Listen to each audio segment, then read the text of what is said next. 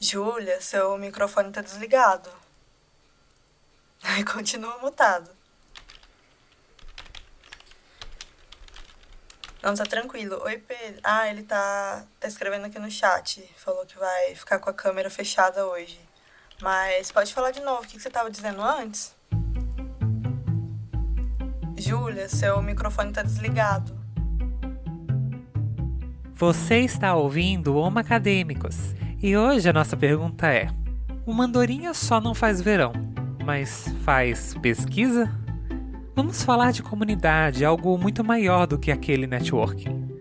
Então já segue a gente aí na sua plataforma de streaming e manda esse episódio para aquele amigo ou amiga que você quer que não esteja tão só na vida acadêmica.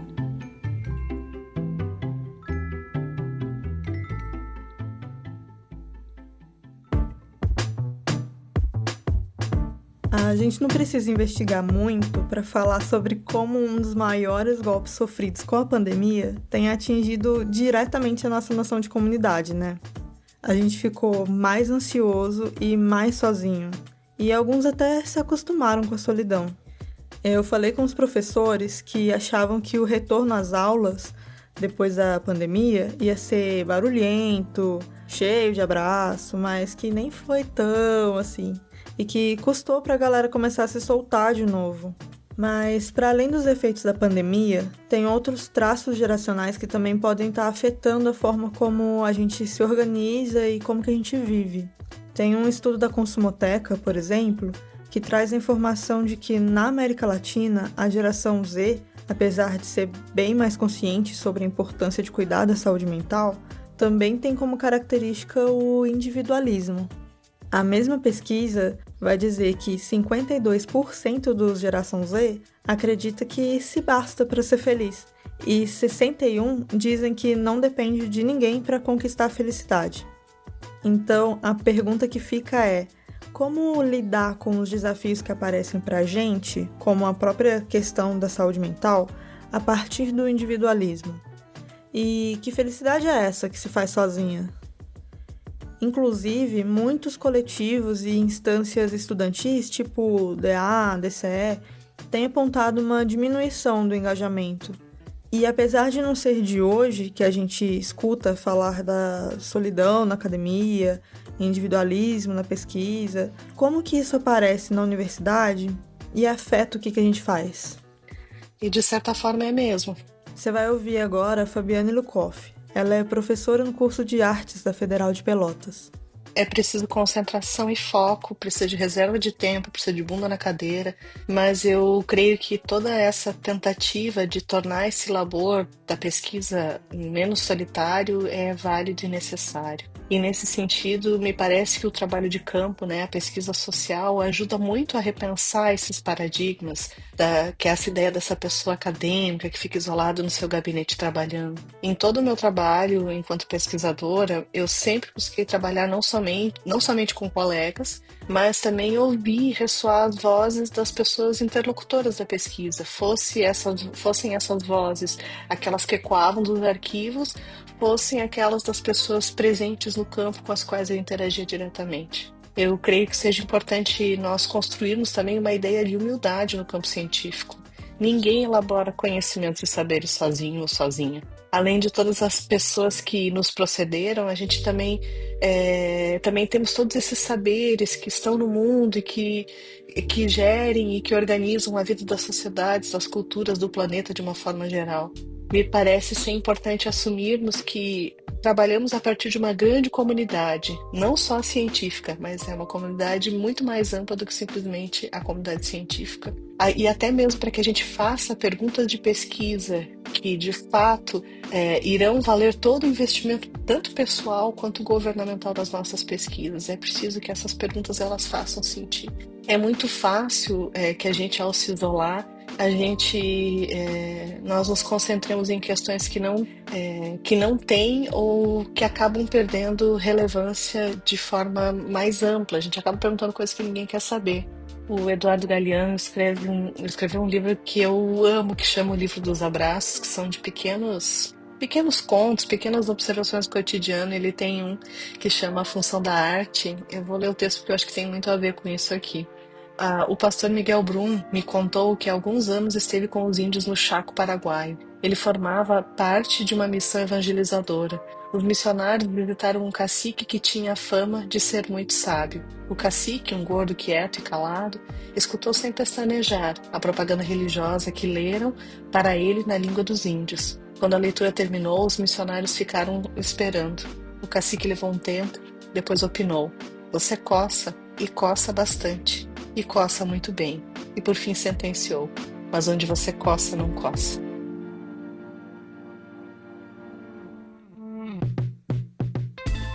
Muita gente tem histórias maravilhosas dos primeiros anos da faculdade. Talvez seja o seu caso. A animação da novidade, uma cidade nova, ou um espaço novo da sua cidade para explorar, gente diferente. Mas não é assim para todo mundo. Às vezes, o começo é marcado por solidão, saudade e uma sensação de não se encaixar tão bem ali naquele lugar. Algo que pode até se acentuar se manter a saúde mental já for um desafio para você, ou, como foi meu caso, se não tiver dinheiro para sair, nem para comer um hambúrguer para se enturmar com as outras pessoas. No início foi bem pesado. Você tá ouvindo a Raquel Maia. Eu tinha, muita dificuldade de começar a conversa com as pessoas novas e eu sentia que eu era a única pessoa que não sabia exatamente do que se tratava o meu curso. Daí, pra, trabalho em grupo, eu perguntava pra pessoa mais próxima e o mais quietinho possível se tinha vaga no grupo dela. E eu fui levando assim o primeiro ano de faculdade. Todos os dias era sair de casa, ir pra aula, almoçar quase que sempre sozinha, voltar pra mais aula, jantar e ir pra casa. Daí, depois de um tempinho, eu comecei a almoçar com algumas pessoas até, sabe? Mas eu sentia que eu não conseguia me conectar com ninguém. Constantemente, o que eu pensava era que eu não era uma pessoa pra estar na universidade. E eu não tinha conseguido nenhum amigo até ali.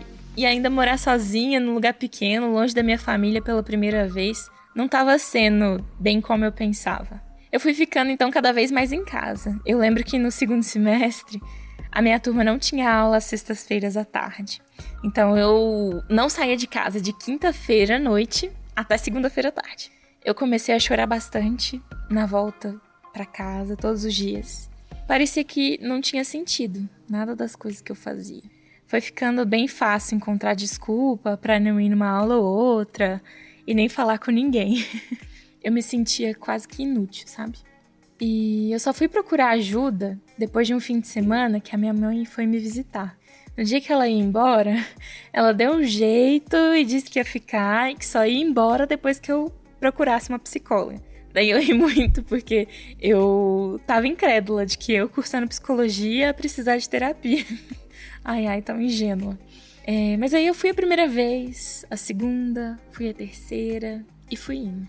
Demorou um tempo, uns meses assim, pra eu começar a me sentir melhor, a conseguir ter estratégias pra lidar com aquilo que eu precisava e a conseguir ver as coisas de uma maneira diferente. E isso pode ser ainda mais difícil na pós-graduação. Tem uma pesquisa de 2018, publicada na Nature, que diz que pessoas da pós têm 6 vezes mais chance de desenvolver ansiedade ou depressão. A quantidade de universidades com proteção anti-suicídio nas janelas e nos forços de escadaria mostram isso pra gente. E não é uma casa que a gente tela pro gato não fugir, né? Só que a gente nem acha estranho mais ter tanta proteção assim na universidade. A gente já se acostumou, faz parte da paisagem. Claro que saúde mental não é influenciada apenas pela solidão ou pela vida acadêmica. Envolve inúmeras questões, diversos aspectos estruturais. O ambiente que a gente vive, a maneira como que a gente se relaciona com esse ambiente ou até com o próprio corpo. Mas a gente está querendo trazer aqui algumas questões sociais e relacionais que podem sim ajudar a prevenir o adoecimento. E fazer parte de alguma comunidade, no sentido do grupo de pessoas que se organiza ao nosso redor, é uma dessas formas de se cuidar, se deixar ser cuidado e de cuidar das outras pessoas também. Porque ao passo em que a solidão, a competição e as pressões são desafios muito presentes nos relatos acadêmicos, a consequência mais relatada disso tudo é sim a piora da saúde mental. Acho que a pós-graduação aqui no início estava quase tão solitária quanto o início da minha graduação em Juiz de Fora, sabe? Você vai ouvir a Raquel agora. E dessa vez eu acho que não foi por dificuldade minha de começar conversas com novas pessoas. Agora que o susto de passar pela mudança de cidade grande ainda, né? Uma nova universidade e várias outras coisas acabou, eu percebo de maneira mais clara que realmente é difícil criar vínculos na pós-graduação. Vez ou outra eu encontro rostos conhecidos em disciplinas ou pelos corredores, mas ainda acho que os encontros sempre rápidos dificultam bastante a descoberta de pontos em comum com outras pessoas e o estreitamento desses laços. Hoje eu tenho alguns colegas e sinto que tenho conseguido bem aos pouquinhos me aproximar dessas pessoas, o que tem sido bem importante para mim, para compartilhar das dores, mas também as pequenas conquistas da vida na pós-graduação, sabe?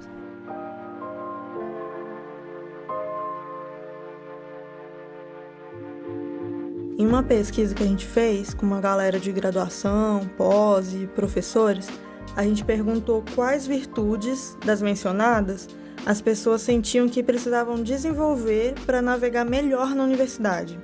E a virtude mais mencionada foi coragem, enquanto a virtude que as pessoas mais pensam que as outras pessoas precisam para gerar um ambiente melhor é a humildade, seguida da empatia. E eu achei bem curioso que esses resultados tenham aparecido. Eu fiquei me perguntando por que a gente não tem visto humildade ou empatia como uma ferramenta importante para a gente também navegar melhor na universidade, em vez de só esperar isso dos outros. Eu mesma já me peguei pensando nisso muitas vezes. Se o outro fosse mais humilde aqui, se ele tivesse mais abertura mental ali, mas e eu? Será que eu não preciso ser mais humilde, não? Se eu tivesse mais abertura mental, também não ia me ajudar a lidar melhor com aquela pessoa? Na outra ponta, eu fiquei pensando, por que a gente acha que precisa mais de coragem do que de humildade e abertura mental, por exemplo? O que isso diz sobre a nossa disposição na hora de viver em comunidade?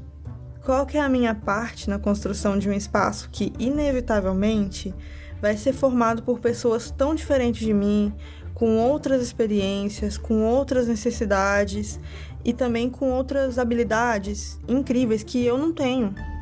O conhecimento tem inevitavelmente uma dimensão social. Essa é a Ana Bezerra. E às vezes é essa convivência social que nos coloca diante das situações que podem nos ajudar ou a florescer como seres humanos ou, infelizmente, a adoecer. Então, uma virtude que com certeza ajuda a viver em comunidade, assim, sem sombra de dúvidas, é a humildade. Ser humilde envolve autoconhecimento, envolve também ter uma visão acurada de si, preocupar-se com os outros e estar abertos a novas ideias. Ser humilde intelectualmente significa também ser sensível e ensinável. Comunidade não é só ter a sua panelinha para ir tomar um café junto no intervalo, não. E é algo inerente também ao processo educativo que a universidade pode oferecer, que é um dos grandes desafios do ensino à distância. Como trazer esse aspecto mais coletivo, mais comunitário, em propostas totalmente online. A gente sabe que a educação EAD é muito importante na nossa região, tanto para pessoas que moram em áreas mais remotas, como para pessoas que trabalham e têm a agenda cheia, como é o caso da Fabi Pereira, que você vai ouvir daqui a pouco. Mas como fortalecer os vínculos nesses cursos, sendo que a maior parte deles são particulares e acabam priorizando o lucro em detrimento do processo educativo? Principalmente falando de empresas que têm essa visão de que investir nisso é gasto de tempo e de dinheiro. Bom, a gente não tem resposta para tudo, mas você vai ouvir a experiência da Fabi agora. Então, Débora, eu tive 2 experiências, com ensino à distância, A primeira foi como tutora e um outro momento como aluna da graduação. Eu fui tutora, num curso de especialização para professores, e esse curso ele tinha uma tentativa de abordagem mais individualizada, assim, né? Então a gente tinha que parar para responder cada aluno, né? Considerando aspectos da individualidade, mas o curso acabou não indo muito certo porque a gente sofreu bastante pressão para atender, né, várias pessoas e mandar as respostas padrão também, né? E a minha segunda experiência, né, foi como aluna de graduação. Eu decidi fazer nessa segunda faculdade num período em que eu levava 2 horas para chegar no meu trabalho e 2 horas para voltar. Então eu resolvi me inscrever e usar esse tempo, né, estudando e me formando, assim, né? E aí o curso, assim, o material que era oferecido era muito bom, assim, mas a gente não criava vínculo com os colegas, com o professor, com ninguém, assim, né? A faculdade que eu fiz, ela obrigava a gente a fazer algum projeto em conjunto, mas os vínculos foram muito superficiais, assim. Então a gente trocava alguns e-mails, algumas mensagens pelo WhatsApp e fazia o que precisava ser feito, assim, sem criar vínculos muito fortes, assim, né? E eu percebi também, né, que a maioria dos meus colegas estão nessa situação, assim, né, de ter um trabalho, de buscar uma segunda faculdade e precisar se formar logo, que o curso EAD, né, ajudava a suprir nessa necessidade, né? A gente quer incentivar essa ideia de pensar nossa experiência na universidade mais como um precisamos ir juntos, em vez de um eu preciso ser melhor do que você. É uma chavinha que gira e muda a forma como que a gente se relaciona com os colegas. Você vai ouvir agora a Ellen Aquino contando um relato da peruana Seis León, que você já conheceu do primeiro episódio. No Peru, a falta de articulação entre os colegas é igual, especialmente quando a gente fala das universidades privadas de ponta. Por outro lado, o padrão de trabalhar sozinho também ocorre quando você tem uma ideia de pesquisa e naturalmente tem medo de que alguém a roube. A gente quer expor os problemas da solidão e falta de articulação entre os colegas e pesquisadores, como no caso que a Seide trouxe, mas também quer trazer outras perspectivas para a gente poder se inspirar. Escuta só a Carolina Magaldi, professora do curso de Letras e da pós em Literatura na Federal de Juiz de Fora. A vida acadêmica é muito solitária. Seja no percurso da graduação, em que a gente fica muito ensimesmado quando está escrevendo uma dissertação, uma tese, ou mesmo na graduação, em que o nosso sistema de créditos e disciplinas independentes não permite uma identidade de turma, e um companheirismo maior. Esse sistema foi criado exatamente para evitar, uma integração transformadora.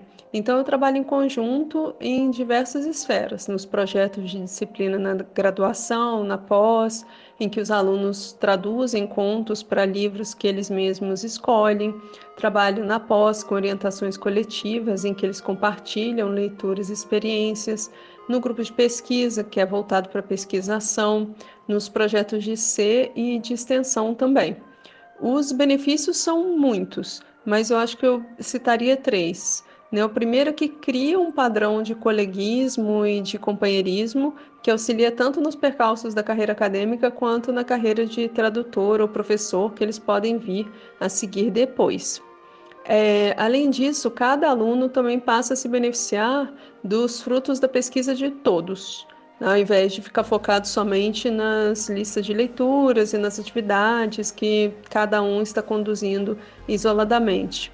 E uma última questão é que cria um parâmetro de valorização e de desempenho que não é proposto por professores nem por chefes. Eu acredito que os alunos dessa geração têm sofrido mais com essa questão do que os anteriores, em ter uma dificuldade de perceber que eles estão evoluindo e até em aceitar elogios. Então, você ter esse parâmetro de valorização vindo de colegas, de seus pares, é muito importante para você conseguir perceber a sua evolução, identificar também os pontos mais frágeis, da sua carreira e conseguir seguir em frente de forma positiva.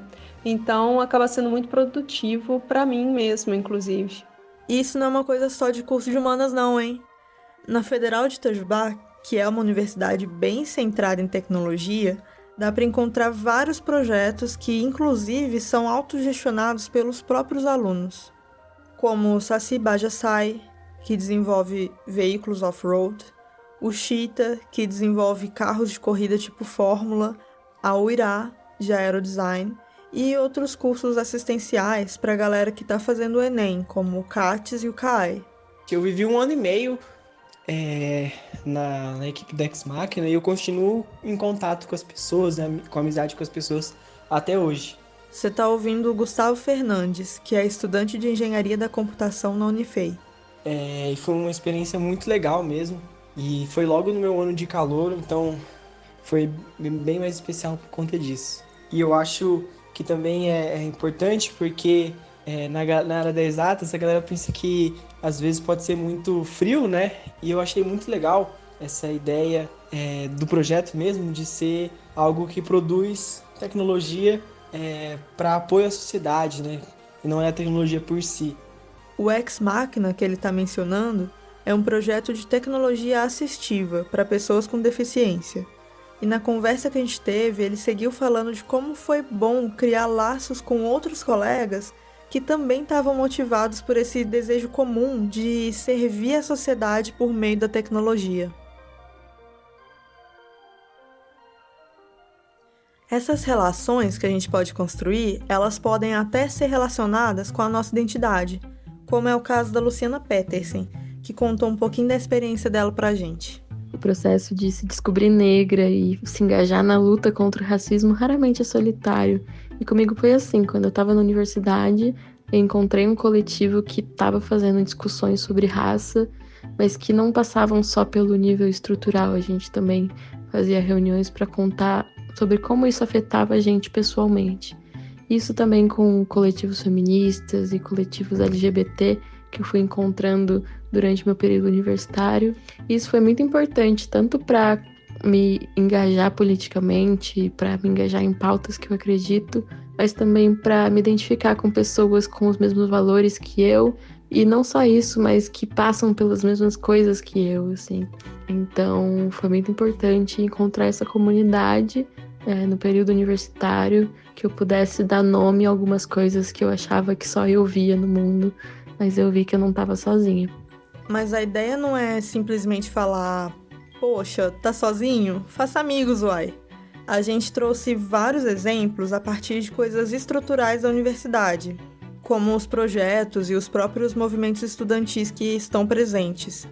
Justamente porque é algo que já é desenhado nessa proposta de agregar gente, o que pode ser uma boa, principalmente para os mais tímidos. Mesmo a experiência religiosa pode ajudar também. Lembra da Raquel, que a gente ouviu lá no começo do episódio? Aos poucos eu fui me forçando a criar laços. Até que um dia uma colega de sala, que hoje é muito minha amiga, me convidou para ir no estudo bíblico de um grupo que se chamava ABU, Aliança Bíblica Universitária. Eu já era cristã, mas assim, me expor e falar num grupo para umas 10 pessoas não era muito a minha praia. Mas eu fui mesmo assim.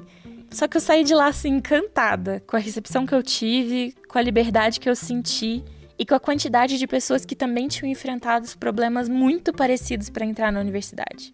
Comecei a frequentar os estudos e descobri uma outra menina legal que almoçava no mesmo horário que eu. E a gente começou a almoçar junto, sabe? Toda quinta-feira. Foi a minha primeira amizade ali. Eu vi que eu poderia me abrir e que eu poderia pertencer àquele grupo e até me abrir para a universidade. Depois disso, eu consegui fazer amigos no curso. Criei a minha rede querida de apoio, que eu carrego até hoje com muito carinho. Comecei a ajudar ativamente na BU, entrei em projetos de extensão, projetos de pesquisa. Então, a convivência com pessoas diversas, mas também desejosas pelo saber, me incentivou bastante a continuar. E me cativou para viver tudo que a universidade me oferecia. Em termos educativos, com a pesquisa, ensino e extensão, mas também em termos relacionais, sabe? Eu podia trilhar um caminho único sem estar totalmente sozinha.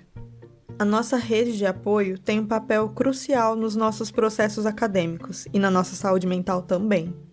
E não precisa ser só na universidade, não. Parte da sua rede de apoio pode estar na galera do seu curso de forró, no pessoal do crossfit, do jiu-jitsu ou nos outros encontros religiosos dos quais você faz parte.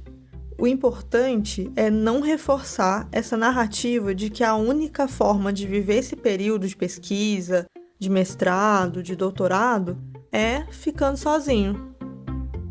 E nisso a gente pode se perguntar, será que só eu me sinto solitário nesse universo acadêmico? Como que eu posso tentar me incluir mais? E como que eu posso compartilhar melhor as minhas crises acadêmicas com as outras pessoas? E será que só pessoas da minha área têm a acrescentar na minha pesquisa? Como que a gente pode criar espaços mais coletivos de discussão e conversa sobre autores, livros, metodologias, etc. E assunto para facilitar o nosso entendimento sobre alguns tópicos importantes de pesquisa e ir tecendo conhecimento de forma mais coletiva? Tanto para o processo de se desenvolver como pesquisador, como para o processo de se desenvolver como pessoa, a gente precisa usar e abusar da abertura mental. Uma virtude importantíssima, inclusive, para fazer amizade com gente bem diferente da gente, ou lidar com um professor ou uma professora que está trazendo uma perspectiva de realidade diferente do que a gente cresceu ouvindo. E eu não estou dizendo para concordar com tudo que ouvi sempre, mas dá para considerar. Calçar os sapatos dos outros ajuda a gente a ser mais empático. Não é porque a pessoa pensa diferente de mim que ela é o vilão. Ser gentil com as pessoas, principalmente com quem está chegando, pode transformar a vida de alguém e também a sua. A gente acaba reforçando um pouco a importância dos laços na universidade, porque é lá que você vai encontrar mais facilmente pessoas que entendam seus desafios e o que você está fazendo. E só para descontrair, eu tinha uma tia-avó muito fofa que apoiava muito meu primo nos estudos dele. Mas não dá pra gente dizer que ela entendia tudo o que estava acontecendo, o que significava ele ir para a faculdade todas as noites, e ela já tinha mais de 100 anos. E, inclusive, teve um período que ela começou a falar que ele saía de noite e voltava tarde porque ele trabalhava como segurança. E a gente sabe o tanto que ela amava meu primo e apoiava ele. E eu imagino que você também tem alguém assim na sua família. E eu ainda faço uma distinção aqui de entre estar solitário e de estar em solitude. Não é um problema gostar de ficar sozinho, e também é algo importante para se desenvolver intelectualmente e desenvolver a autonomia, mas pensa no processo como um todo, de forma integral. É esse o processo como um todo que não precisa ser solitário. Eu sempre lembro da Fabiane Lukoff, que falou lá no início desse episódio, que também é mãe e mãe de criança autista, me falando sobre a comunidade no processo do doutorado dela. Além disso, especialmente no caso das mulheres, a ideia da cientista isolada na sua torre de conhecimento faz ainda menos sentido. Escuta só o que a Fabiane diz pra gente. E o cotidiano literalmente bate a porta, né? Por mais que desafiemos as performances de gênero que nos são ensinadas e cobradas socialmente, existem trabalhos para o cuidado da vida que qualquer pessoa precisa executar para viver e que acabam recaindo de forma mais pesada sempre sobre as mulheres. E isso se torna muito mais intenso quando uma mulher acadêmica é mãe. Mesmo eu que tenho tantos privilégios nesse sentido, né, que tenho um companheiro presente em casa, que é pai do meu filho, que assume as suas responsabilidades e tem uma rede de apoio consistente com a minha família, com a minha mãe, com a minha irmã, amigos e amigas, eu me vi muitas vezes desanimada pelo sentimento de insuficiência, de não ter o tempo e a concentração que colegas mais jovens e sem tantas responsabilidades tinham, né? Tudo que eles poderiam fazer com o tempo que eu não poderia.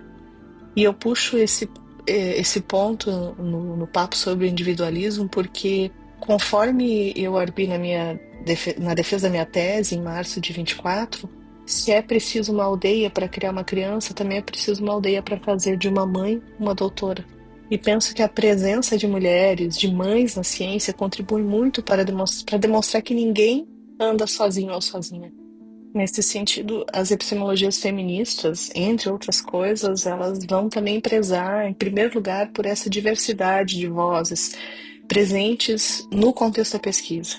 E quando eu falo voz, eu quero dizer diferentes perspectivas, ou seja, a localização desse saber é importante. Quem está falando? A partir de onde fala? Para que público está falando? Quais são as experiências que constituem esse corpo, essa pessoa que está produzindo saberes e conhecimentos científicos, né? Porque se localizar é se responsabilizar também pelo conhecimento que a gente produz. E a outra questão é justamente desconstruir essa ideia dessa individualidade e de entender que nós trabalhamos como rede, como pessoas que estão conectadas umas às outras. E eu penso que especialmente na experiência do maternar, né, do cuidado, não só de uma criança, mas de cuidar de pessoas, experiências nas quais a gente acaba sendo bastante ensinado, socializadas e cobradas enquanto mulheres, né? Esse é um papel socialmente atribuído às mulheres, né? E que sobrecarrega as mulheres. E nisso a gente aprende que se não fizer de uma forma compartilhada e coletiva, ninguém sobrevive, porque a carga é muito pesada, é muito peso. Então a ideia de que realmente nós possamos trabalhar em comunidade, ela é benéfica porque, de certa forma, nos desonera, tira esse peso, compartilha esse peso e, ao mesmo tempo, também torna mais rica a experiência da pesquisa. Então, se nós queremos uma maior diversidade de saberes, se a gente quer um campo científico que é mais diversificado realmente, se a gente quer produzir conhecimento que é relevante na vida das pessoas e das sociedades, a gente precisa estar dispostas a caminhar em comunidade, a abandonar o nosso individualismo e também a concorrência com os pares e de talvez parar de ficar se comparando todo o tempo e buscar também valorizar as riquezas que a nossa própria trajetória produz. Uma das reclamações dos estudantes e pesquisadores é a competição.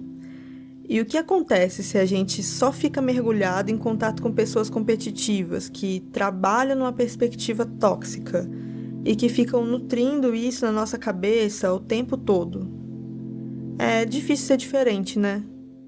Tudo isso ajuda a gente a pensar as múltiplas formas de se fortalecer de forma individual e como coletivo. Porque se é assim, quando aparecer algum problema, e eu digo quando, porque não é nem uma questão de se vai aparecer algum problema ou não, ele sempre vem, né? E daí quando ele aparecer, a gente vai estar mais fortalecido.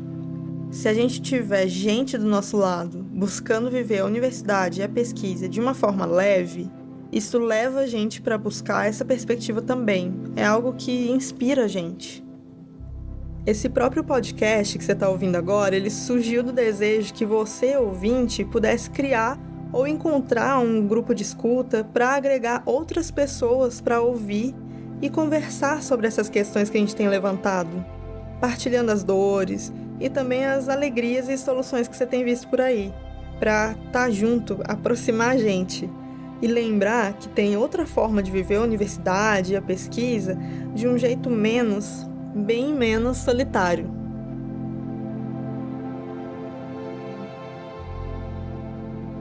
E não esquece de passar no site para pegar o guia de diálogo com as perguntas e os outros recursos.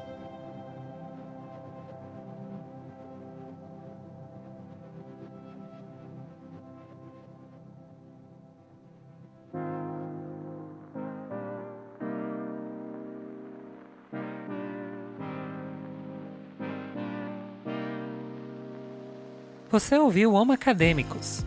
Roteiro e apresentação por Débora Vieira. Apresentação em espanhol por Esteban Munhoz. Apresentação em inglês por Alejandra Ortiz.